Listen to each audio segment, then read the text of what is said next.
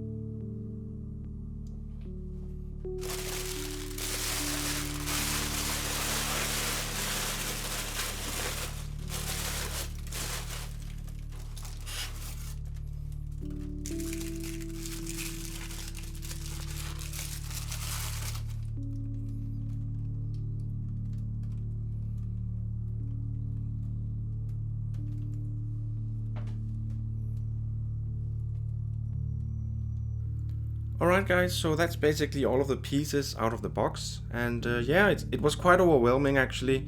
There's so many bits and bobs to this statue here, and as I was unpacking it, I wasn't really sure of how the base is supposed to come together, but I'm gonna check the instructions either way, and really familiarize myself with that before I actually start assembling this piece. There are some light up functions on the base also. I don't know if you noticed, but I took out some pieces that have some wiring going on. I think this is one of them. So there are some electronic parts going on inside there that connects to another piece. Actually, I think that whole white ring around there is supposed to light up with some LEDs, so that's really nice. But yeah, it's really interesting. I'm really curious how this is gonna, how hard this is going to be to assemble. I've heard some talk about this being a very complicated statue in terms of assembly, but we'll just have to see for ourselves. So for this next part of the video, I'm just gonna set up my turntable and step by step go over all these pieces and put them on, and then eventually I expect us to have a finished assembled statue. So yeah, I hope you're enjoying this so far guys, and just sit back and relax, and we'll just get on with this. Alright, so I have the very bottom piece of the base on my turntable now. This is the one with the design underneath, of course, and the feet, or whatever that is called. So the next thing that we do is to take this giant bowl thingy here, and I'm following the instructions, by the way, so I have them right in front of me here.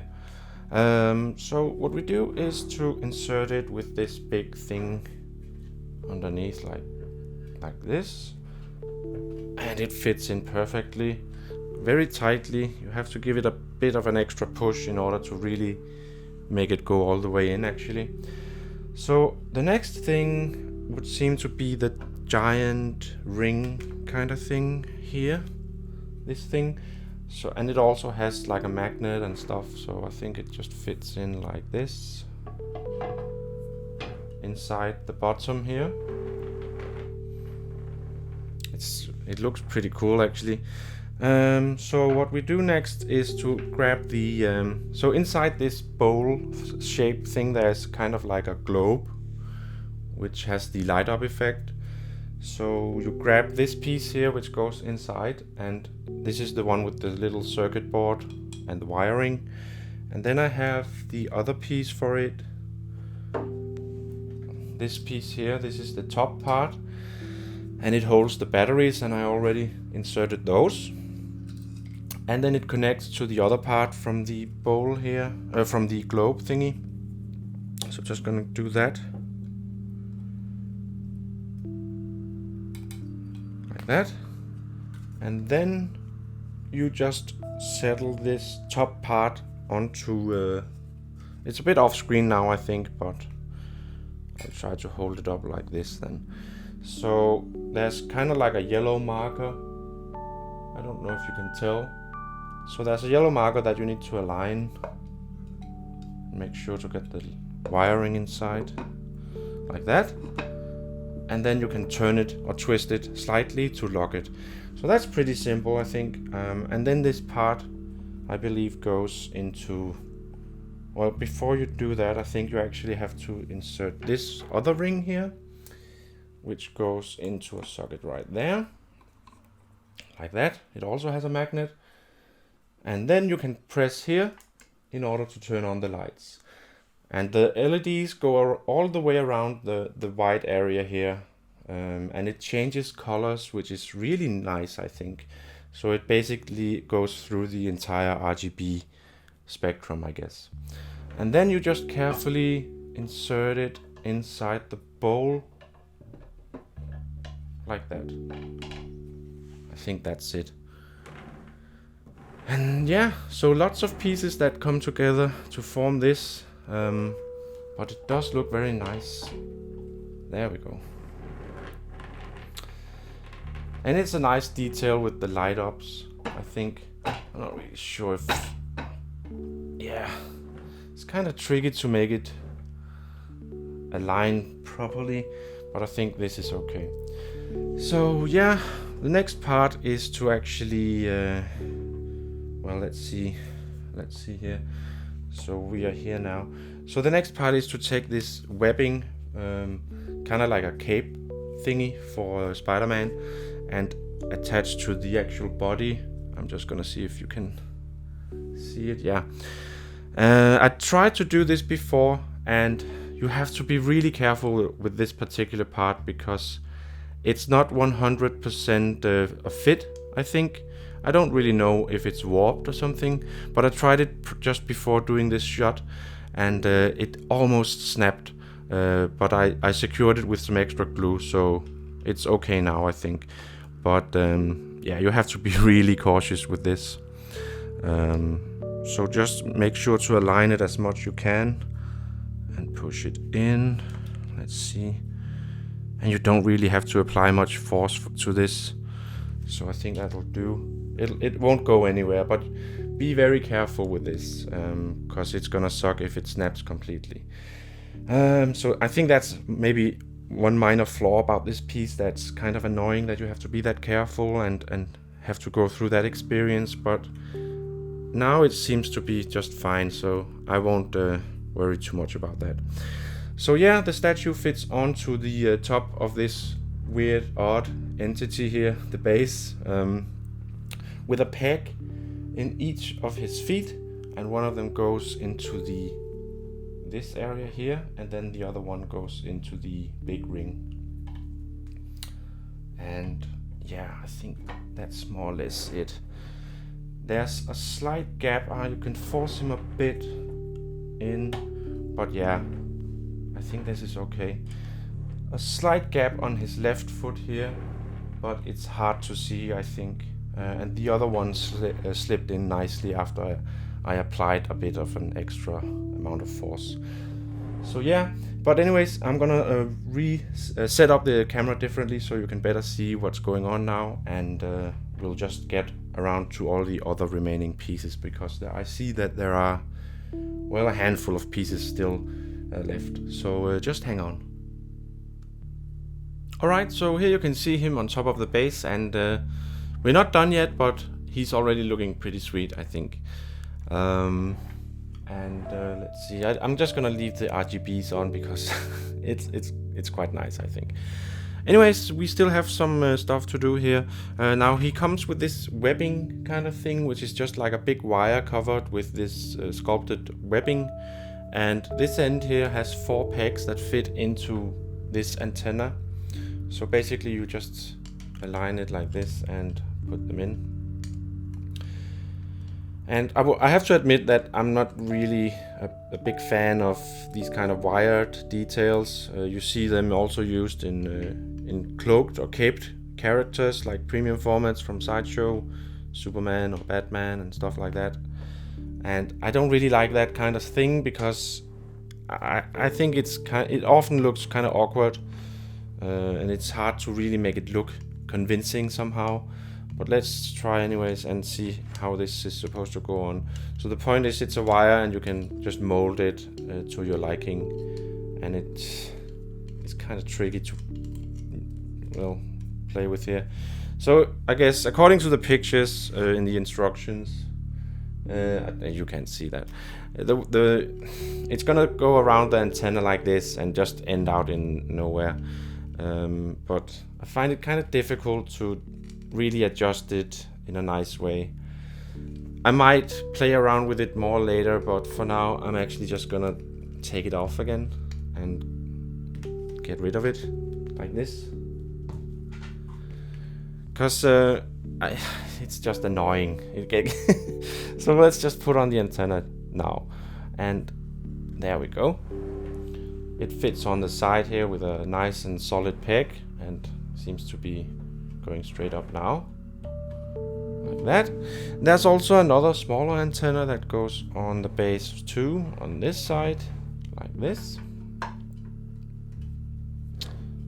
And yeah, that's it. So I kind of like the antennas. It does add a bit of extra height to this piece, so it becomes a bit more difficult to actually display it.